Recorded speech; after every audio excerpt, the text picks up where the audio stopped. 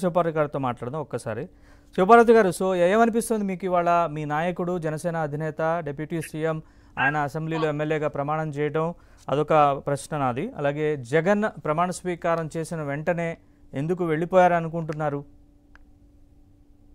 ముందుగా ప్యానెల్లో ఉన్న నరేష్ గారు, మీకు ప్యానెల్లో ఉన్న పెద్దలకి, ఏబిఎన్ వీక్షకులకి గుడ్ ఈవినింగ్ అండి. Good evening ma'am.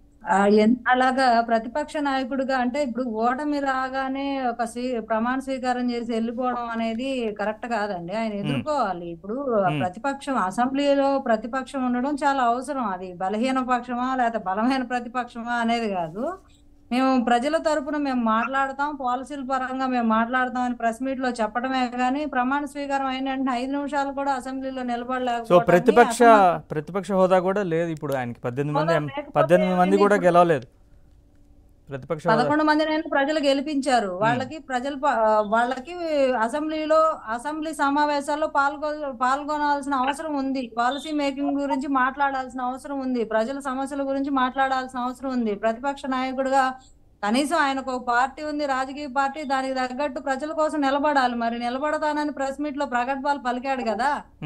ఆ ప్రగల్భాలు పలికిన అతను 5 నిమిషాలు ప్రమాణ స్వీకారం తర్వాత వెళ్ళిపోవడం ఏంటి అంటే, అతను ఏంటంటే అతను ఉన్నప్పుడు 151 ఉన్నప్పుడు ప్రధాన ప్రతిపక్షమైన టీడీపీ అటెండ్ అవుతుంటే వాళ్ళని రాకుండా ఉండడం కోసం వ్యక్తిగత ఆనందం చేసి వాళ్ళని ఎలా అయినా రాకుండా చేయాలి ఆ నాయకుడిని అని చెప్పి చంద్రబాబు నాయుడు గారి మీద వ్యక్తిగత విమర్శలు చేయడం, ఆడవాళ్ళని, ఇంట్లో భార్యని అవమానకరంగా మాట్లాడి హర్ట్ అయ్యేలా చేసి రాకుండా చేయాలని అన్ని ప్రయత్నాలు చేసి అలా చేశారు చివరికి. అంటే వాళ్ళు వ్యక్తిగతంగా ఫస్ట్ నుంచి అటాక్ చేస్తున్నా పట్టించుకోకుండా నా బాధ్యత అనుకుంటూ వాళ్ళు వస్తున్నారు కాబట్టి అసలుకే రాకుండా చేయాలని ఒక ప్రణాళికాబద్ధంగా చేశారు.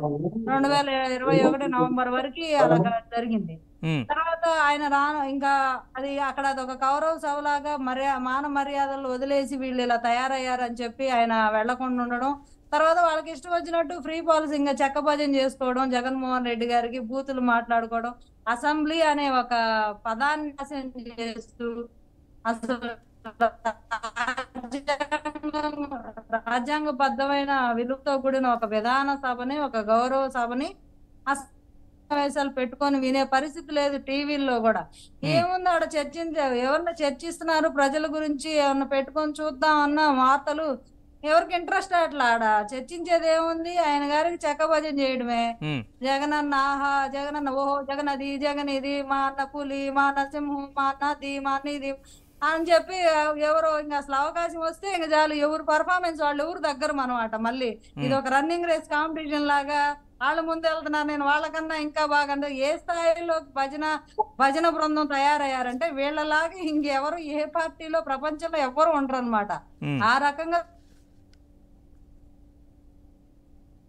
శివపార్వతి గారు, ఒక్క నిమిషం అండి, మీది ఏదో టెక్నికల్ గా కొంత ప్రాబ్లం ఉన్నట్టుంది. గౌతమ్ గారు నమస్కారం. గౌతమ్ గారు, ఈ రోజు గురించి ఎవరు ప్రజలు పట్టించుకునే పరిస్థితిలో ప్రజలు తీసుకున్న